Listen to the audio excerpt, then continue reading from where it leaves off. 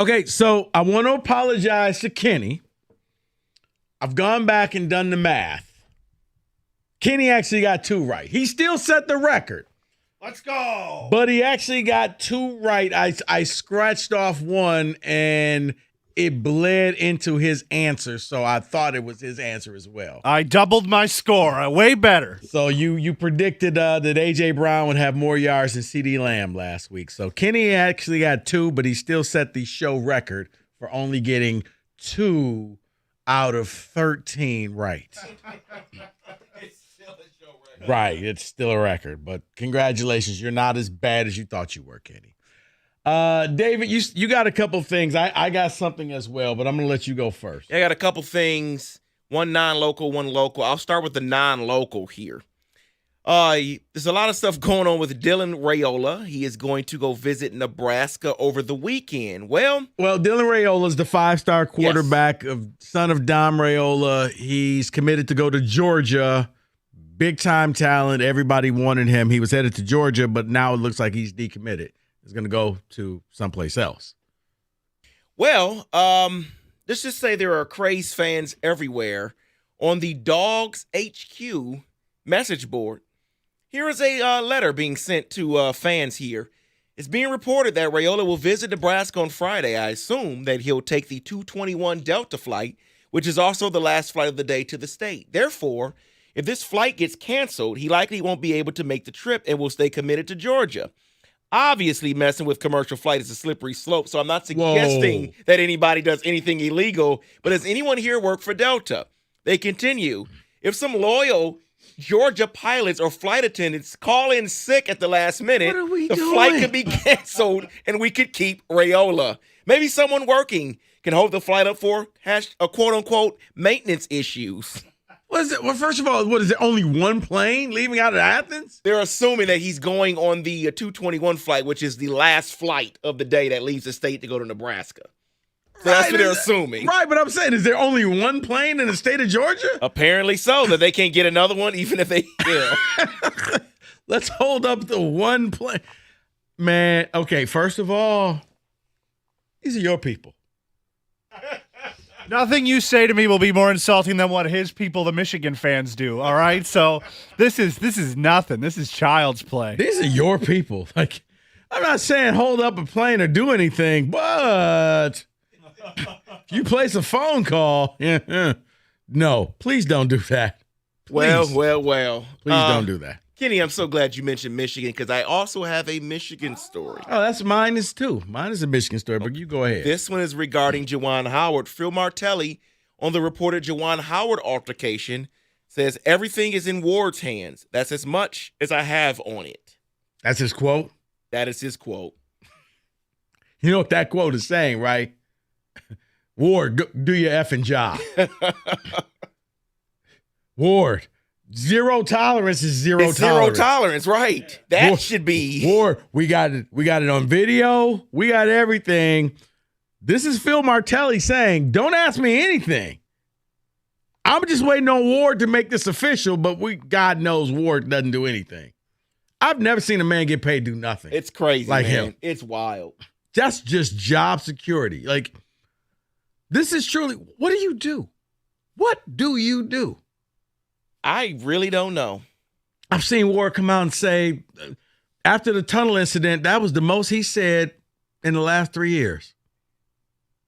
You take away the MSU tunnel incident, tell me what his Ward manual said. Nothing. Yeah. Now look at all the stuff that's happened. I don't need to go down the laundry list of everything, including the point guard using your family's car like it was Enterprise and just driving it around, wrecked it, lied about it. You never came out and said a word. I don't even have to go down all the other things that happened. Nope. Your captain went on the felony gun charge. No need. Your coach on zero tolerance. And apparently so bad that the strength coach had to go to HR. Correct. Had to go to HR. Nobody likes to go to HR. And Juwan's allowed to get on a plane and go Juwan will be not coach in Iowa. No, Juwan. But that's what I'm saying. He didn't even coach in Iowa, but he was on the plane to go. Your coach, literally. I mean, it's like the movie Friday. Like he got thrown out of a game that he wasn't coaching. You got fired on your day off. How do you do this? But that's Ward. I don't know what photos Ward has, but he's got somebody. Because this man does nothing and still collects a check. Now, David, for me, this was one, I guess it's gamesmanship, but Alabama is set to hire former Michigan linebackers coach George Hilo to the staff. Hilo coached linebackers with the Wolverines in 2021 and 2022. He also spent some time with Maryland, Colorado State, Georgia, Florida State, and Alabama. But Nick Saban is hiring him back, and he will start working immediately, preparing for Michigan. Very smart move by Nick Saban. Is that trolling or is that a baller move? I think it's part of both. I think he knows what people are going to think. Like, oh, of course, you're doing this, and they had the situation in Michigan. Let me just stop anybody before they say, how is this different than college? Because this is legal. Yeah. This man was unemployed. Nick Saban saw value, and he hired him. Now, he can come in and give you information because he's hiring him. This isn't putting on a fake mustache and putting on other teams' gear with spy glasses and paying all of this extra stuff. You're not circumventing the rules. Yeah, he didn't send this guy to the Michigan Big Ten the championship game to spy on Michigan. Right. But I was just like, wow, Nick, man. Smart. It doesn't matter that Georgia's been back-to-back. Told somebody, Alabama is still the gold standard. Kenny, no offense to you, no offense to Georgia, but people don't scream, we want Georgia. They still scream, we want Bama. Right? Yeah. So, yeah. Hey, you got 2 rings, Kenny. I don't know, man. Michigan would say differently. We want Florida State. Or that. Can't we? You know what? Iowa deserves a shot at the college football playoffs. We need to play them again. Maybe we could just let MSU get in there and we could play Michigan State for that first round game. That's what Michigan fans are saying. All right. We're going to get back to the Detroit Lions getting ready to take on the Denver Broncos. The Broncos, well, Dan Campbell was the assistant coach under Sean Payton. I think that they have a competitive advantage at that point. But I do want to ask the Lions fans this question that we asked earlier in the show. How does this season end? How many games do the Lions win in their final 4 games of the year? We'll get your phone calls. We'll get your ticket texts. 248-539-9797. We'll get all that next. 97.1.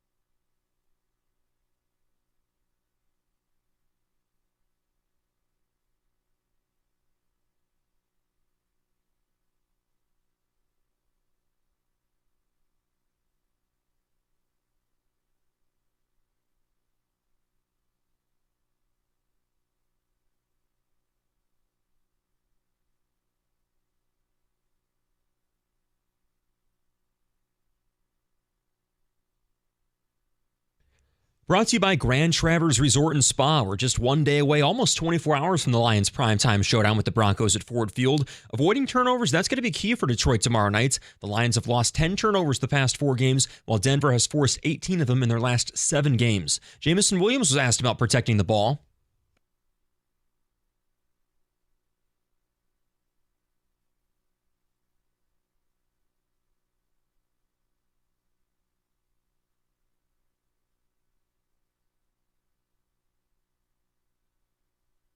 There's also lots of positive injury news for Detroit. Frank Ragnow and Taylor Decker, they're both officially questionable on the injury reports, but they both had full practices yesterday. The Lions 4.5-point favorites tomorrow night. The Pistons have another chance to snap their 21-game losing streak tonight. They hit the road to play the Sixers for the second straight game. Of course, this is now the longest losing streak that is in Pistons franchise history. Tip off 7 o'clock tonight in Philly right here on 97.1. And the Red Wings will soon be back to full health. Clem Costin, he returns to the lineup tomorrow night against the Flyers. Also a very good chance, according to Derek Lalonde, that JT Compher will also return to the lineup tomorrow night. And everyone's wondering about the captain. Lalonde said yesterday that Larkin could return as soon as Monday. At the Ticket Update Desk, I'm Luke Sloan. For more, go to 97.1 The Ticket or Odyssey.com.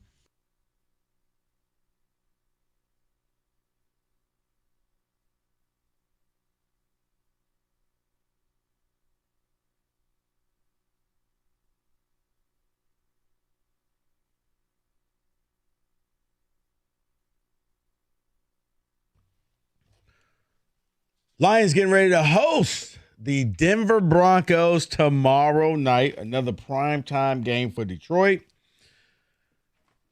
It's been a rough week. Lions coming off the loss to the Chicago Bears. They get an opportunity to right their wrongs. There's been a lot of angst going on in this city. Wojo came out earlier in the week with the panic in Lionstown. So I'm going to say this for Lions fans. How does this end? How does it end? How does these final 4 regular season games end? You got the Broncos at home. Then you're on the road to Nick Mullins and the Minnesota Vikings. Then you're playing the Dallas Cowboys on the road. And then you finish up at home against Mullins and the Minnesota Vikings. Again, we think it's going to be Mullins. I don't know who's going to be the quarterback for that game. But you got 4 games left. When I look at this, I look at the Cowboy game. That's an auto loss. Sorry. But I think you're going to lose that game. Dallas is playing some of the best football right now. They're hot, and it's going to be in their stadium. I look at the Bronco game tomorrow, and right now, I'm leaning towards the Broncos winning that game. Why? I'm not being a hater. Now, I think you'll sweep the Vikings because I just think you're better than the Vikings. But I look at the Broncos. Broncos are playing some pretty good football. They started off horribly this year. I mean, remember, this team took the worst L of the NFL season. And that's including last night's game that was on TV where the Raiders beat the Chargers 63-21. They had a game worse than that earlier this year against the Miami Dolphins. They lost 70-20, but they bounced back. My question to you is, how many games do you see them winning? Because when I look at this, I got them at 2-2. I got the Broncos game tomorrow and the Cowboys. The Broncos, why? Russell Wilson is playing a lot better than he had at the beginning of the year. Tons better than he played last year. I thought Russ was done. I really, really did. But all of a sudden, he's gone back in time. He's playing like the Russ from a few years ago. Not spectacular, not MVP-like. But Russ is getting the job done, people. And then I look at Jared Goff. At what point this year, we were talking Jared Goff as an MVP candidate. Not anymore. 10 turnovers, man. Fumbles, interceptions. And not all the interceptions are his, but the fumbles are. Lack of ball security. Like, there's a lot going on. If I had to pick between the two, I like the fact that I think Russ is playing better football than Jared Goff. So that's why I got the Lions at 2-2 to finish out the year. 248-539-9797. Where do you have them? It could be 3-1. It could be 4-0. But I do want to know. 248-539-9797. David, where you at on this? Here's where I'm at. I'm looking at the Cowboys' loss. That's already a loss. Cowboys loss. See, I'm already saying it. That is a loss. The Vikings, I think they split. Not sure if they win the home game or the road game. Not sure, but I believe they split that game. It's the Broncos game that was a question mark for me. The Broncos have a really good defense. Russell Wilson is playing well, but I lean towards the Lions being at home. So I say 3-1 is what they finish at. 3-1 is what they finish at, which means they win the division. They stay. Wait. You got them losing to Dallas. Losing to Dallas. You got them splitting with the Vikings. I'm sorry, that's 2-2. I can't add. This is how you end up with 9 kids, David. That is 2-2. Yep. Mm-hmm. I'm sure the ticket testers are going to love that one. Yes, 2-2. Well, you're like TJ. These numbers don't add up. Yeah, 2-2 at the least is what I see them doing to finish the year. Yeah, I see the same at 2-2. Now, I was worried about Minnesota earlier this year. Not so much. I thought maybe with Dobbs, I was like, okay, you know what? He's that mobile QB, but then he got figured out. Mullins doesn't scare me at all. They should sweep Minnesota. But it is going up against Russell. And Russell is enough of a mobile QB. He's not Justin Fields where he's going to run for 100 yards, folks. But I'm saying if Russell gets out there and rushes for about 30 yards, that means that he extended a lot of third down plays. I saw a stat that I think in the last 5 games, the Lions defense, the opponent's third down conversion rate is like at 45%. That's damn near 50%. That's problematic. You can't give a guy that Denver extra possessions, let alone just take away the turnovers. But just if they're able to convert the 3rd and 8s, 3rd and 7s into first downs, that's going to be a problem. Also, the other thing, I got a feeling that you're going to see too much Dan Gamble. Dan Campbell's going to go out there and just him and Sean Payton are going to be playing a chess game, and that's not what you want. You just want him to keep this game plan as simple as possible. Don't overthink this. You don't have to go for it unnecessarily. You don't have to do a lot of things. Just play smart. Don't turn this ball over. Let the crowd get into the game. You don't want to fall behind. Denver is playing better football than they did at the beginning of the year. At the beginning of the year, this was an auto win. I think we all marked this down when we did the win-loss game. We put this as a W. Got to scratch that out. I think this one's going to be an L. 248-539-9797. Dan, you're on 97.1. Hey, I think they're going 0-4 to finish the season. Wow. Okay. Why is that? I think Denver's going to beat them. I think Dallas is going to beat them. I think the Vikings' defense is really good. Brian Flores is a heck of a defensive coordinator. And I'm 34 years old. My life has been defined by the Lions losing to terrible quarterbacks. Your Matt Flynn's, your Bailey Zappies. We lose to them all. So Nick Mullins, Josh Dobbs, heck, we'll lose to one and then we'll lose to the other. It's going to happen. So you have zero faith that they can pull out any games for the rest of the year. They're going to finish the year going 0-5? I don't want to play who's going to win first, the Lions or the Pistons. I want to play who's going to win first, the Lions or the Tigers. Okay. All right. Appreciate the phone call. Dan, I can't even say he's old. He's young. But he just says, nah, he doesn't see anything. I don't see 0-4, folks. I really don't. I think that while I respect what Dan had to say, you got enough that you could beat the Vikings. That's just PTSD right there, figuring that, it's Bailey Zappi all over again. You should be able to beat them. You should be able to beat them. It's this Saturday. It says a lot because if things go well, Lions fans, by the end of the weekend, you could have clinched the playoff spot. You win. I believe it goes if you win and Seattle lose and the Eagles win and the Bengals beat the Vikings, you're in. You clinch the spot. Doesn't mean you clinch the division. Just means you're in the playoffs for the first time in an awful long time. But if it goes sideways, man, the PTSD in this town is really going to kick in. And I look at what the Dan Campbell, Sean Payton aspect of this, I do think that that's a factor. I really do. Because Dan Campbell, when he first got this job, we all remember, I'm biting the kneecaps. And that was the sound bites that everybody used. You go back and you listen to it. Man, he gave Sean Payton so much credit. This is where I came from. And remember, he left on good terms. Payton taught him everything. But did Payton teach him everything that Payton knows? Did he hold some things back? Are they going to try to play this mental chess game where you're going to see two guys out there doing crazy things? Remember, Sean Payton was the coach that kicked the onside kick in the Super Bowl to start the second half. So he's about that gambling life as well. Does Dan Campbell feel like he has to do that? We'll see. 248-539-9797. How does this season end? What's going to be the final record for the final 4 games?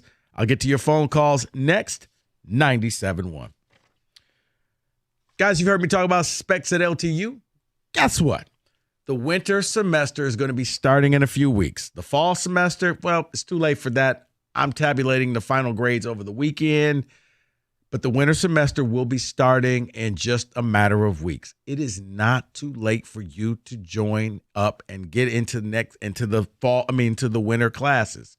But what do you need to do? Well, you need to stop waiting around. You need to get curious, and you need to visit the website, ltu.edu/specs, to learn more about the broadcast media arts, digital media arts, and graphic communications program taught through Specs at LTU right here in Southfield on the campus of Lawrence Tech.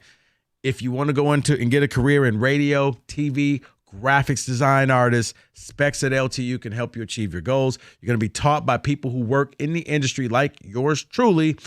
Means we're not going to waste your time. You're going to learn from day one what it takes to make it in the business. But you got to be curious. So stop waiting around.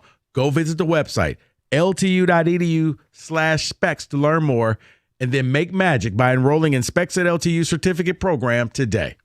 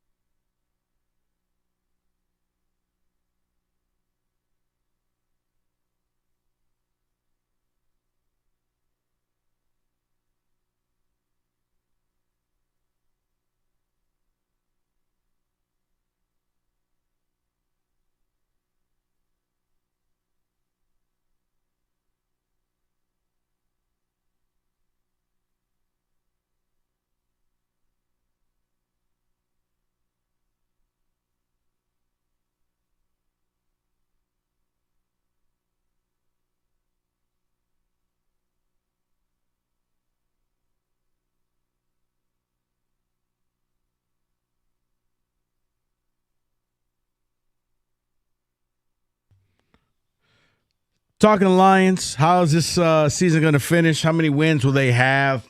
Before we get to the phone calls, 248-539-9797 if you want to join the conversation.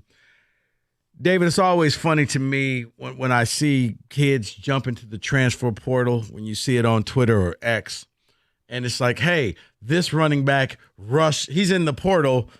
He rushed for 190 yards for the season. Son, where you going? Where you going? Where you going, Walmart? Where you going? You 190 yards for the season. You wasn't hurt.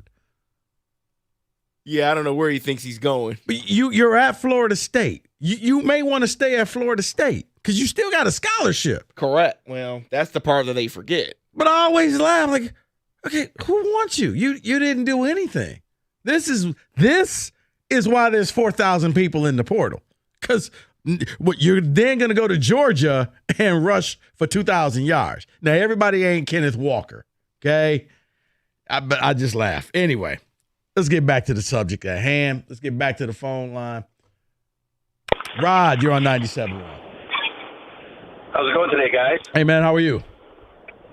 I'm terrific. Driving home and enjoying listening to what you guys are talking about. And Thanks. I had a little bit different spin on what was going on earlier about, people worried about Dan Campbell, being up to his protege. Well, what about or being with his mentor? And what about the mentor thinking about, hey, I want to be better than Dan? Oh, so you're thinking that Sean Payton's going to come in with a little chip on his shoulder to show, you know what, I didn't teach you everything. Absolutely. And in life, I got to tell you, I've experienced that a little bit myself. And I know that, anytime I was up against somebody who was, my mentor, so to speak, I just had to learn how to handle it. But both, it's a two-sided thing. Anyhow, I'm going to go with 3-1 for the Lions. Okay. Because I'm a Lions fan and I want them to win. I'm not going to come up with any BS that, hey, I've got this scientific proof of what's going to happen, because I don't. I only know that I've been a Lions fan for a long time, and my good friend Jerry Rush played for the Lions from 65 to 71, and go Jerry, you do whatever you can do to keep the Lions going. But on the other hand, I want the Lions to win, and 3-1 I'm happy with 3-1. 4-0 would be great. I appreciate the phone call, Rod. Good for you, man. Good for you. Being a fan. Kenny? What? What's the problem with him? That's one. That's not one. You know what? I can actually respect it. He's like, I don't have a reason. I'm just a fan, and I want them to go 3-1 at least. I can respect that. Okay. All right. Well, that's still one. Let's go back to the phone lines, 248-539-9797. Eddie, you're on 97.1. Uncle Rico, how are you? What's going on, man? Way to keep down the fort today. Great job. Hey, this game is not a must-win. Only Game 7s are must-win. This is a can't-lose game, okay? This team, since that Baltimore game, has lost their swagger, has lost some sort of confidence that they came in, and they better get it back quick, because on the other side of that field on tomorrow, if you don't remember, they're going to let you know Sean Payton is Super Bowl champion. So is Russell Wilson. They got the credentials. They know how to play in big games. This team is learning. Oops. Did we lose him? I think we lost him. This team is learning. This team is learning. Okay, I think we lost him. I hope he's okay. I do. Yeah, I hope he's okay. I hope so as well. I'm always worried when somebody's driving and the phone just goes like that. So he had them going 1-3. So he's saying that this team is learning and that this is going to be this game, I think, will set the tone for the final 4 weeks of the season. You come out here, you win this game. I think a lot of Lions fans you're going to talk them off the ledge. You're going to realize that, okay, this team isn't as bad as we thought.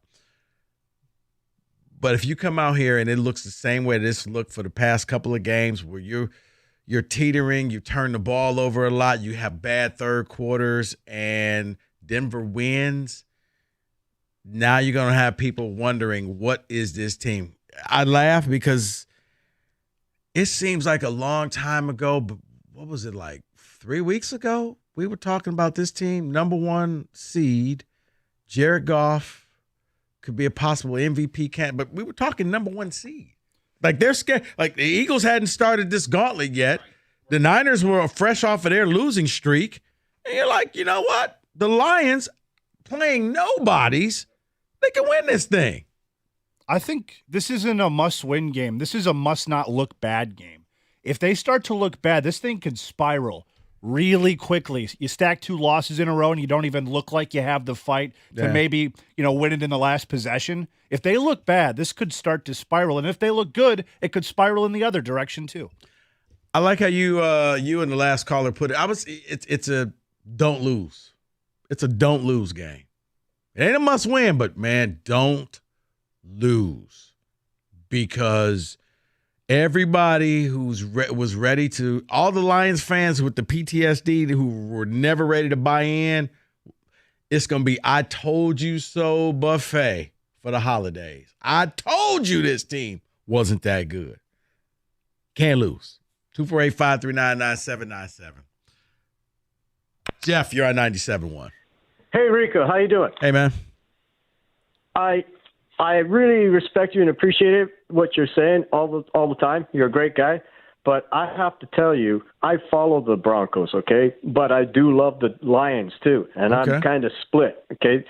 And I almost became number 1 Lions fan and not a Broncos. I'm telling you, you guys, I respect you. Please don't take offense. But you must win tomorrow, because Dan Campbell's reputation is on the line. It has nothing to do with him playing his former boss or his understudy or his mentor.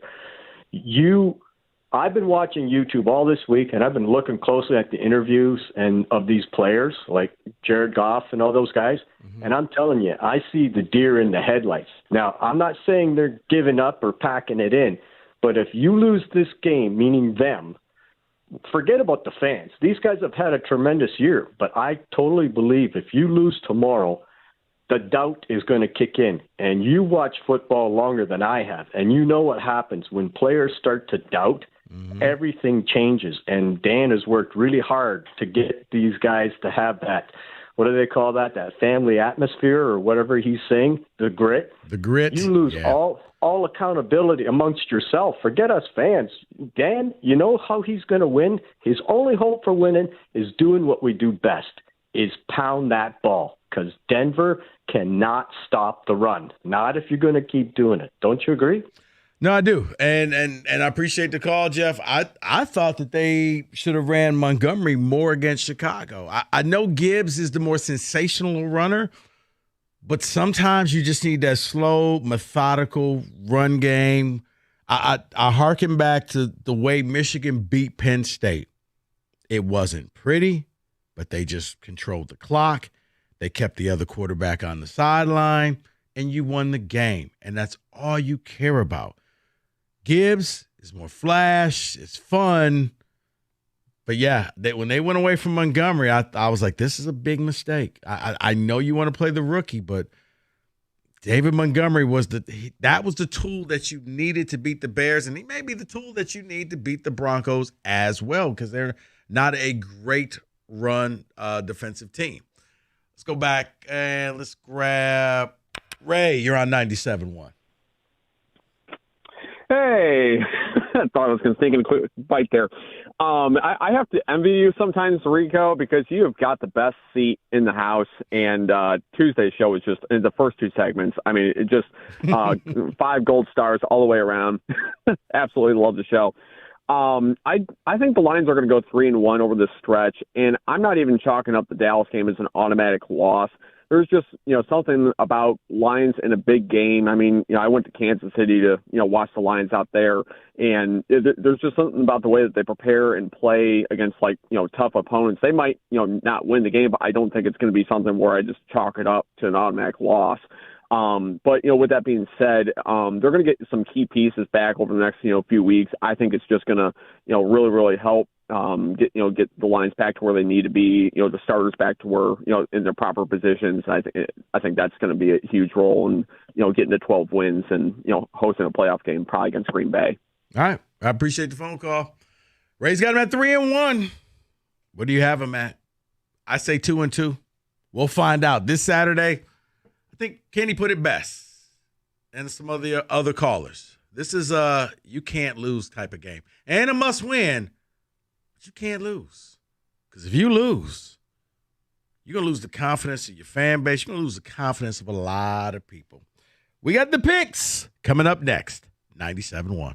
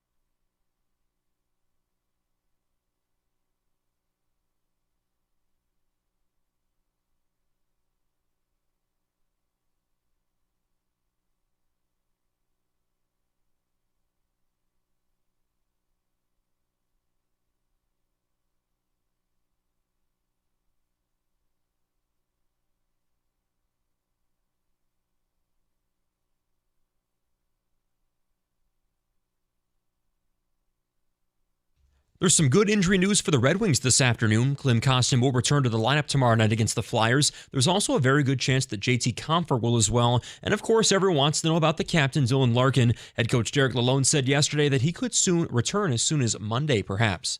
The Pistons have another chance to snap their 21-game losing streak tonight. They hit the road to play the Sixers for the second straight game. And of course, this is now the longest losing streak in Pistons franchise history. Tip-off 7 o'clock tonight in Philly right here on 97.1. There's lots of positive injury news as well for the Lions. This is before tomorrow night's primetime showdown with Denver. Taylor Decker, Frank Ragnow, they're listed as officially questionable on the injury reports, but they both did have full practices yesterday in Allen Park. Detroit, 4.5-point favorites over Denver. And also in the NFL this afternoon, the Chargers, they've officially fired head coach Brandon Staley, also GM Tom Telesco. This, of course, follows last night's flat-out embarrassing 63-21 loss to the Raiders in Vegas. This is the third head coach firing so far in the NFL this season. I'm Luke Sloan. More at 6 o'clock or at 971theticket.com.